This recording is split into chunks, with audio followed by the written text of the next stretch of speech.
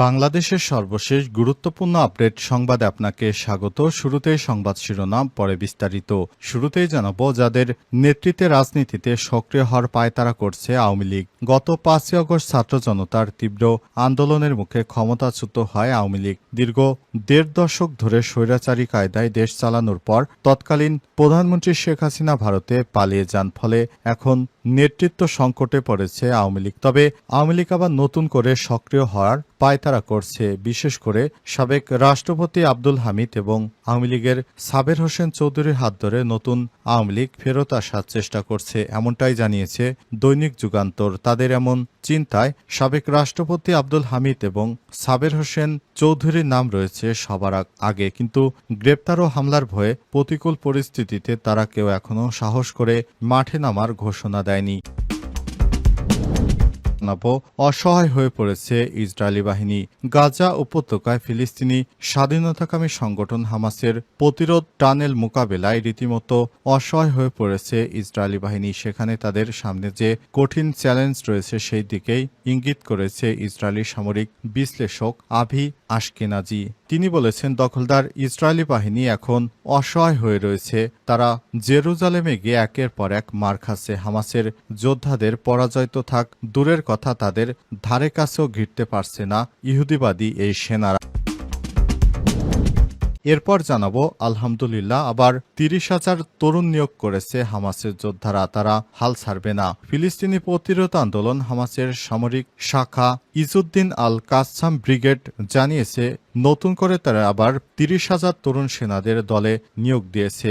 আজ এক প্রতিবেদনে তথ্যটি জানিয়েছে মিডল ইস্ট টাইম। ফিলিস্তিনি সূত্রের বরাত দিয়ে সৌদির আল গালফ নিউজ জানিয়েছে, নিয়োগপ্রাপ্তদের বেশিরভাগই আগে হামাসের এই শাখায় পরিচালিত গোপন সামরিক শিবিরে প্রশিক্ষণ নিয়েছিল।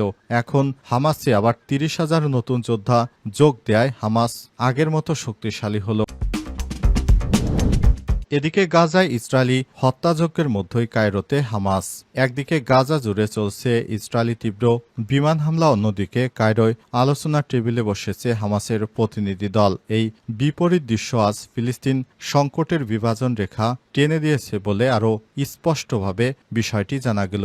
ডেলি সাবা জানিয়েছে, আজ কায়রোতে পৌঁছেছেন হামাসের একটি প্রতিনিধি দল। এর নেতৃত্ব দিচ্ছেন মুক্তিকামী সংগঠনটির প্রধান মুখপাত্র ও আলোচক খলিল আল হাইয়া। হামাসের দাবি, তারা নতুন কিছু ধারণা নিয়ে এসছে যুদ্ধবিরতি কার্যকর করার জন্য। আর যদি যুদ্ধবিরতি হয় তাহলে গাজার জন্য সত্যি সুখবর বয়ে আনবে। এদিকে বুলডোজার দিয়ে গুড়িয়ে দেওয়া হচ্ছে পশ্চিম তীরের বাড়িঘর। অধিকৃত পশ্চিম তীরের বাড়িঘর বুলডোজার দিয়ে গুড়িয়ে দিচ্ছে দখলদার বাহিনী। আজ মধ্য ও দক্ষিণ পশ্চিম তীরে রামাল্লা এবং হেব্রন গভর্নরেটে দুটি বাড়ি ধ্বংস করা হয়েছে। এছাড়াও একটি আবাসিক ভবনও বিধ্বস্ত করেছে দখলদাররা। ইসরায়েলি বাহিনীর দাবি, তারা অনুমতি না নিয়েই তারা বাড়িঘর নির্মাণ করেছিল, এ কারণে এগুলো ধ্বংস করে ফেলা হচ্ছে। প্রিয় দর্শক, এতক্ষণ শুনছিলেন সংবাদ শিরোনাম, এবারে বিস্তারিত। তবে তার আগে বন্ধুরা, অনুরোধ থাকবে এই সংবাদটিতে একটি লাইক দিন। এই চ্যানেলে আপনি নতুন হয়ে থাকলে আমাদের সংবাদটি দেখতে দেখতে চ্যানেলটি সাবস্ক্রাইব করে রাখুন। কমেন্ট করে বন্ধুরা আপনার মূল্যবান মতামত জানিয়ে দিন আপনি বিশ্বের কোন দেশ থেকে বা বাংলাদেশের কোন স্থান থেকে আমাদের সংবাদটি দেখছেন এবং শুনছেন। আর বন্ধুরা, গাজা যুদ্ধে আপনি যদি নিরীহ ফিলিস্তিনিদের ভালোবেসে থাকেন, কমেন্টে ইয়েস লিখে বিশ্ববাসীকে জানিয়ে দিন। সংবাদটি আপনার সোশ্যাল মিডিয়া ফেসবুকে বন্ধুদের মাঝেও শেয়ার করে দিন, যাতে করে তারাও আমাদের এই লেটেস্ট আপডেট সংবাদগুলো জানতে পারে। এবারে বিস্তারিত। অসহায় হয়ে পড়েছে দখলদার ইসরায়েলি বাহিনী।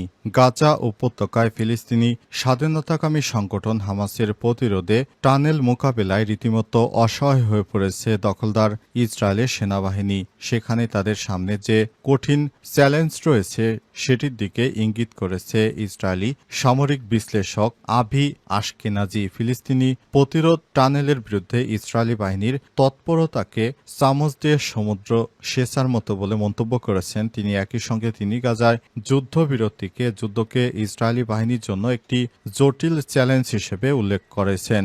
সম্প্রতি ইহুদিবাদী সংবাদ মাধ্যম মা আরিফকে দেয়া এক সাক্ষাৎকারে আভি বলেছেন, গাজায় এখন হাজার হাজার সুড়ঙ্গ চিহ্নিত করা যায়নি। আপনি যেখানেই পা রাখবেন সেখানে একটি সুড়ঙ্গ রয়েছে। প্রাথমিক অনুমানের বিপরীতে হামাস এখনও তাদের যুদ্ধ ক্ষমতা বজায় রেখেছে এবং তাদের বিশাল বাহিনী রয়েছে। রাফা এবং অন্যান্য এলাকায় হামাস শত শত কিংবা সম্ভবত আরও বেশি যোদ্ধাকে সুড়ঙ্গের মাধ্যমে আল মাওয়াশি এলাকায় স্থানান্তরিত করেছে। ইসরায়েলি ওই বিশ্লেষক আরও বলেছেন, বাস্তবতা হলো যুদ্ধটি বর্তমানে ইসরায়েলি সেনাবাহিনীর জন্য খুবই জটিল। এই সেনাবাহিনী এমন একটি বাহিনীর মুখোমুখি হচ্ছে যারা গেরিল্লা যুদ্ধে পারদর্শী।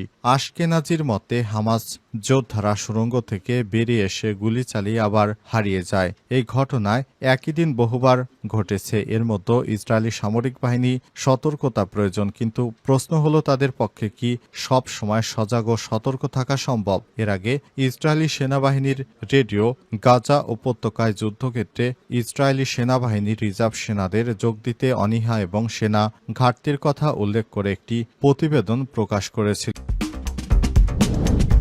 যাদের নেতৃত্বে রাজনীতিতে সক্রিয় হওয়ার পায় তারা আওয়ামী লীগের। গত বছরের ৫ই অগস্ট ছাত্র জনতার তীব্র আন্দোলনের মুখে ক্ষমতাচ্যুত হয় আওয়ামী লীগ সরকার। দীর্ঘ ১.৫ দশক ধরে স্বৈরাচারী কায়দায় দেশ চালানো তৎকালীন প্রধানমন্ত্রী শেখ হাসিনা ভারতে পালিয়ে যেতে বাধ্য হয়। ফলে এখন অস্তিত্ব সংকটের মুখে পড়েছে আওয়ামী লীগ। স্বাধীনতা যুদ্ধে নেতৃত্ব দেয়া ৭৬ বছর বয়সী সবচেয়ে পুরনো এই দলটির প্রধান নেতা শেখ হাসিনা সহ বেশিরভাগ নেতার অবস্থান এখন ভারত সহ বিশ্বের বিভিন্ন দেশে অবস্থায় দলটির আবার সক্রিয় রাজনীতিতে ফেরার চেষ্টা চালিয়ে যাচ্ছে। এখানে দেশের ভেতরেই নেতৃত্ব খুঁজে নিয়ে তার হাত ধরে এই সংকট কাটানোর চেষ্টা করছে আওয়ামী লীগ। খবর বিবিসি বাংলার। ভারত এবং পশ্চিমের বিভিন্ন দেশে অবস্থান করা আওয়ামী লীগের কয়েকজন নেতা বলছেন তাদের শীর্ষ নেতা শেখ হাসিনা সহ তারা এখন মনে করছে দেশের ভেতরেই দলের মুখপাত্র বা নেতা প্রয়োজন, যিনি আত্মগোপনে না থেকে প্রকাশ্যে এসে বিপর্যস্ত